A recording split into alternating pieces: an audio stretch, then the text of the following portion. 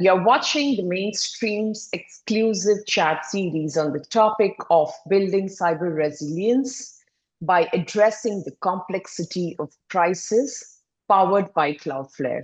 I'm Khushbu Soni, the founder of the mainstream, and I'm super excited to have our guest today. We have Mayank Gahlot, the Associate Director, Information Security at Perfios.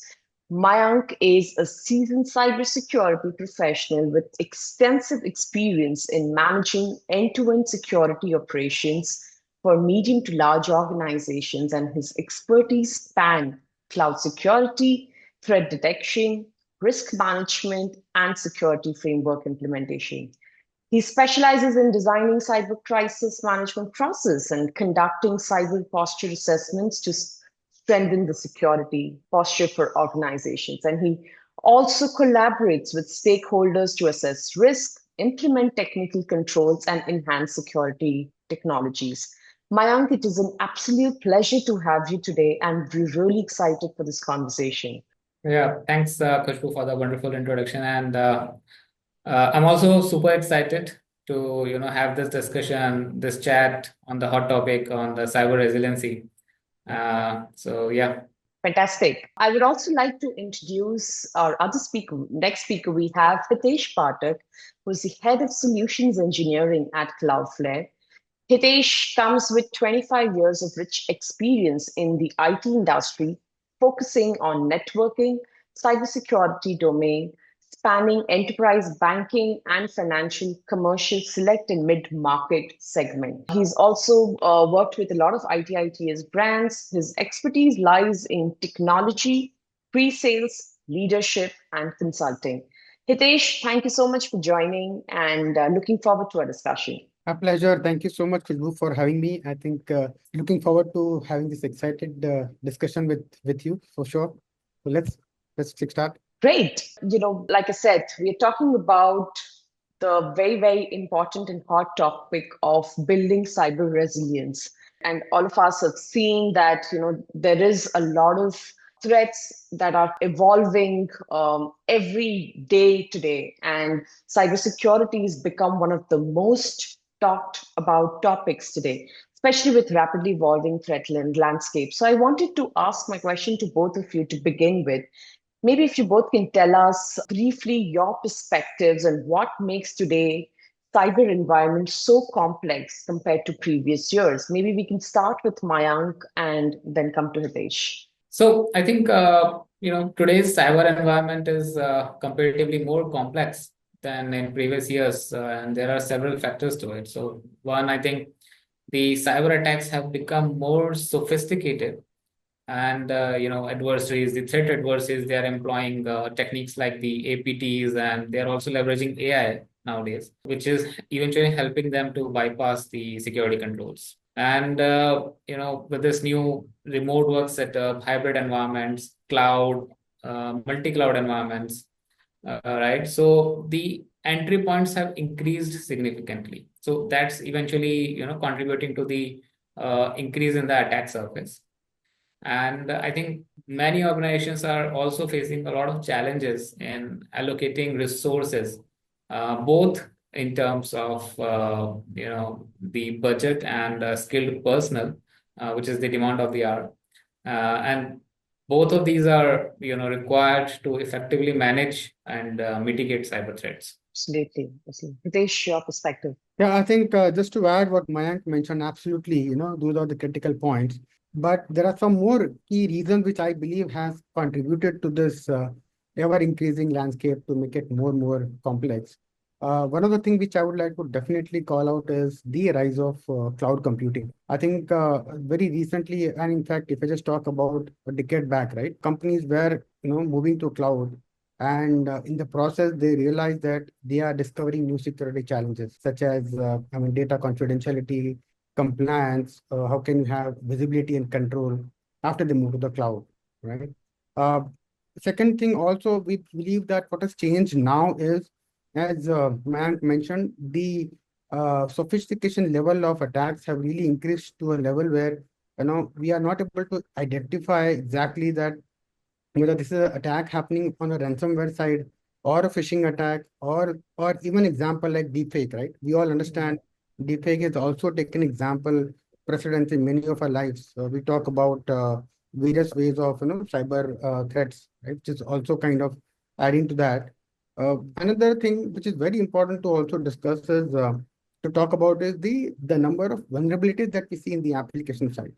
And the reason is today many organizations, right, are using software and hardware which has not been patched for the years.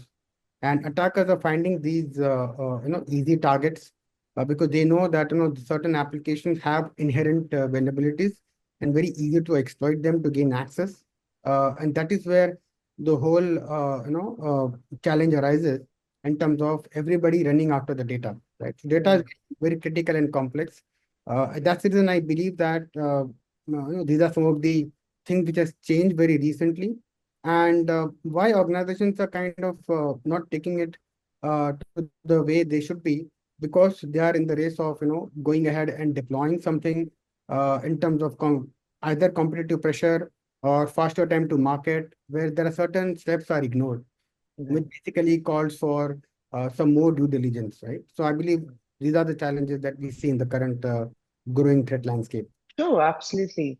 Great. I think moving forward, I in fact would like to understand, Mayank, you've been, in this industry for a very long time. You have a solid background in managing both on-prem and cloud security.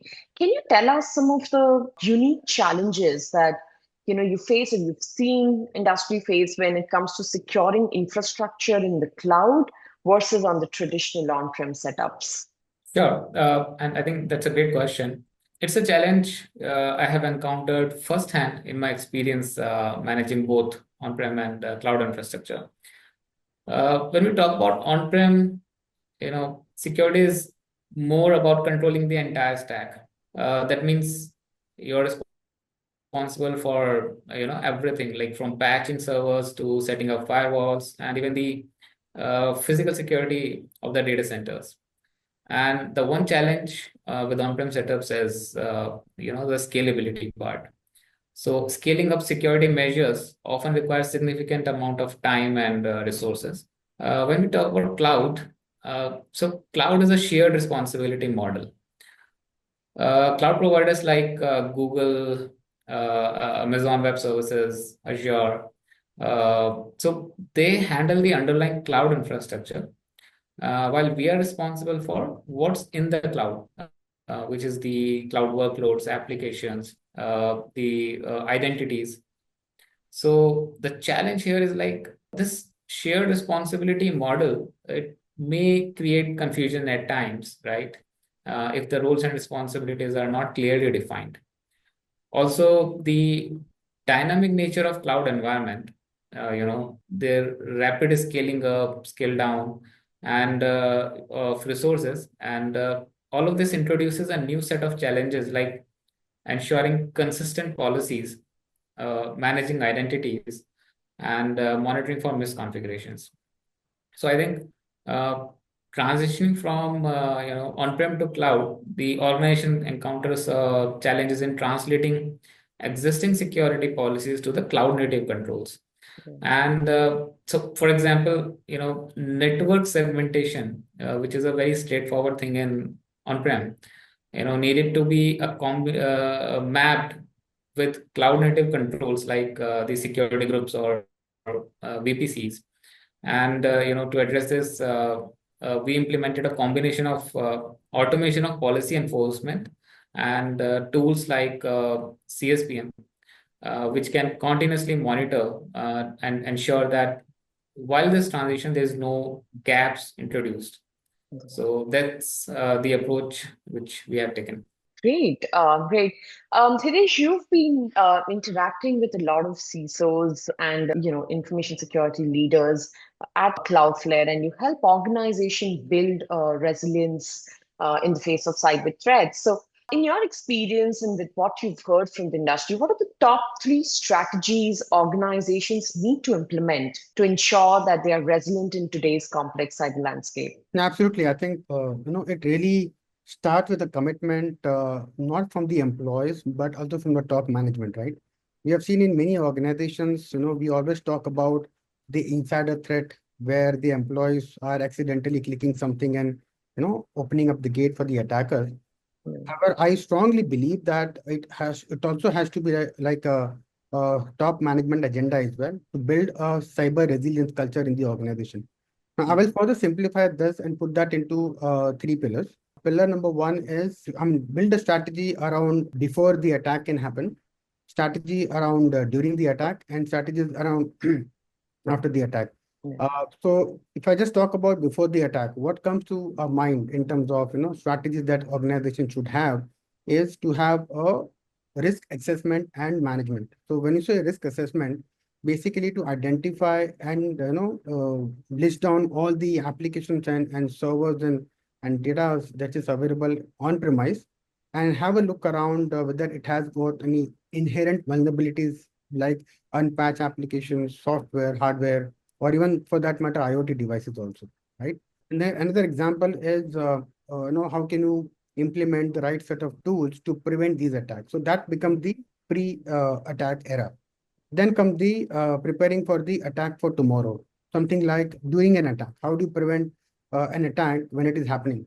So organization should be looking at, from a strategy perspective, a strong incident response, in terms of a solution, which will help them to quickly recover from the incident. There are enough examples where we have seen the longer it takes for you to contain an attack, larger is the damage, right? It could be in the form of either any IP, intellectual property being lost, or data being compromised, or company losing their their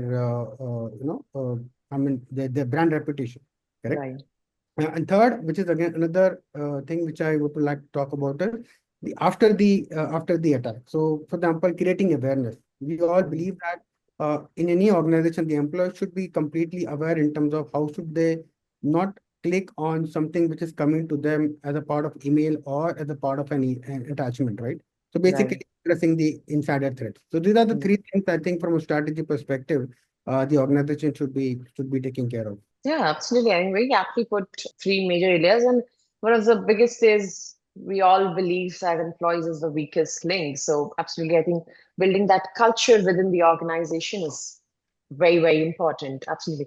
Mind the threat landscape is evolving and it's evolving rapidly. With attacks becoming more sophisticated, how do you approach risk assessments and attack surface management to ensure your organization's posture is future-proof? Yeah, so the evolving threat landscape, requires us to go beyond traditional risk assessment and take a proactive and dynamic approach. So there are a couple of ways we can achieve this. One is on the continuity. So I think risk assessment are no longer once a year exercise. They has to be continuous and adaptive as well to account for the new vulnerability, new attack vectors as they emerge. The second thing is on the dynamic nature of it.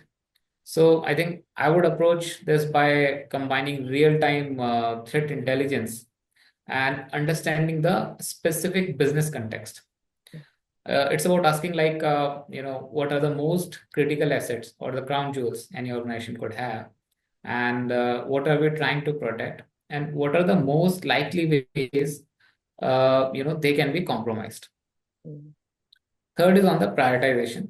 So we cannot treat all risk as equal. So we have to prioritize high impact risk, which can disrupt my business operations, can damage the reputation of the organization. They can compromise the sensitive data of the organization. So I think prioritization is also the key. And I think the last thing which I would focus is on collaboration, because I don't see security as a siloed function. I involve stakeholders across IT, DevOps, product compliance, legal, HR, and even business units. So that we ensure that risk assessment reflects the full scope of the organization operations. Right.